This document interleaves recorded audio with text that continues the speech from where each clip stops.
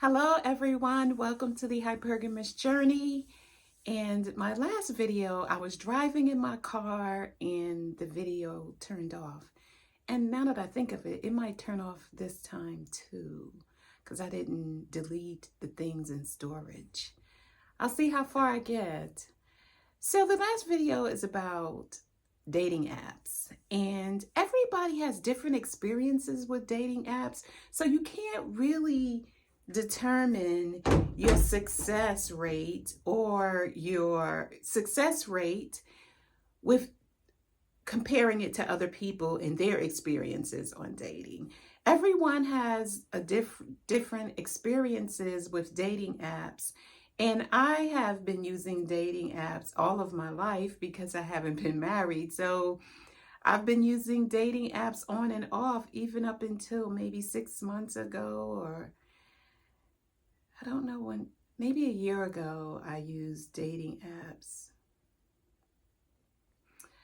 I have all of my videos regarding dating apps, dates from dating apps, and just meeting men generally. I think it's called Date Reviews. That's my playlist if you want to get an idea of how many dates I've been on since I've been doing this channel. That's a place to start. But I haven't met anybody like the guy I broke up with 6 months ago. I didn't meet him on a dating app. So enough about him. So I didn't meet him on a dating app. And, you know, he's a good guy. He's just not good for me. He's good for someone else, but not for me. And so, yeah, dating apps. So everyone has a different experience to share about dating apps. I have my experience. I've met people through dating apps, and in the past I did go on dates with them, but no one recently. In my experience, and everybody has a different experience, I know 2 couples who got married using dating apps. But the thing about dating apps is a couple of things. It's mindset. You have to not be expecting to meet, the one on an app. It's just, if you meet him on the app, that's wonderful. But the whole idea is just to meet new people and even get to one date, because a lot of them will not lead to any date at all. A lot of them are already in relationships or they're married and they're just looking for some fun. For low cost effort.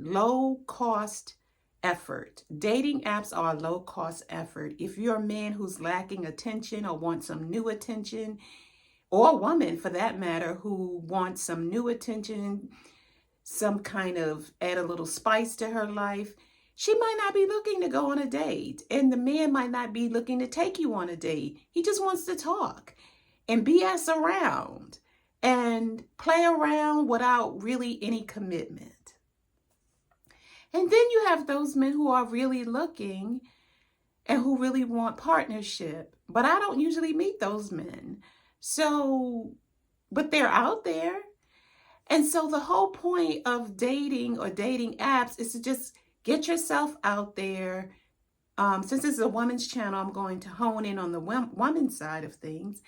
The whole point of a dating apps is to get you out of your comfort zone, to get you on the app, to do the whole process. And all the dating apps are pretty much the same. And that is, they ask you some questions about yourself. Then they want you to write a little short paragraph about yourself and upload some photographs, as many as you want, or whatever their bare minimum is, to do it that way. And then you press submit and your stuff goes into their database, and almost immediately you will start getting people that meet your criteria and what you're looking for in terms of men and their age group, and they'll start flying through your algorithm almost within 5 minutes or 10 minutes. You'll start getting matches, supposedly men in your age group, and if you've narrowed it down to a location or a distance, they will come into your feed as well. I don't recommend anything more than 30 days because by the time you hit 30 days, everybody who's interested in you should have contacted you, or you may want to start contacting men, sending them a wink or a smiley face or a hello or however, depending on the app, what they allow you to do. I've done it both ways. I've reached out to men. I've only waited for men to reach out to me. My recommendation is to just wait for them to reach out to you. But, you know, you might not have the kind of pictures where you get a lot of response that way. I seem to do. The biggest compliment is I have a nice smile, or I think that's the biggest compliment, is that I have a nice smile. And then, you know, I'll say thank you, and and if I like something about their pictures, I will say the same thing or something similar, you know, genuine compliments. And then they may say, well, let's get on WhatsApp. I don't do WhatsApp. And I've been noticing some advertisers on my channel are talking about WhatsApp and joining their courses through WhatsApp. Don't do that. I don't think it's a good idea because I'm told, when I researched it 2 or 3 years ago, WhatsApp does not keep track or does not keep a record of telephone calls that are made. That's what I was told. I think I Googled it. And like, why are these men telling me, asking me if I have WhatsApp? That was maybe 5 years ago, maybe less. But the men I would meet would say, you know, do you have WhatsApp? Can we get on WhatsApp? And I noticed this was a pattern. So I went to the internet and I said, why are people asking me about WhatsApp? And then it came up that it's a way to not track scammers, and they don't keep track of international calls and things of that nature. So anyway, I just say, if we can't do FaceTime or one of the, like, Google or whatever it is out there, then we just can't talk, because I'm not going to be using WhatsApp. And if you have an iPhone or Android, there's some kind of way that you could talk that's already an app on your phone already. I think. I know Apple has FaceTime, and other people who have Apple phones, we can do it that way. But, you know, it's a point. It's just like getting out there. It's a way to get out there without getting out there, like really getting out there. That's the way I see it. It's a way to get out there without really getting out there and putting yourself all the way out. And it's also a reason why I came up with this coffee social as well. I am over dating apps. I'm not going to say I'll never use them. I just do it when I feel up to it. So right now I'm not on an app and haven't been on an app, I think, for about a year, because I was in a relationship for a year. So I didn't use the dating app. Before I met him, I was on an app, and I only do 30 days, like I said, because by that time your information has run through the algorithm of that particular dating app for 30 days. And everyone who wants to reach out to you have already reached out. You've talked to them either on that platform, or you've moved it off of the platform, or he has moved it off of the platform to talking with you on the phone. And hopefully you've gotten 1 or 2 dates out of it. And if he's a good guy and he's serious about meeting someone, and you make the connection, then he is still talking to you and taking you out on dates.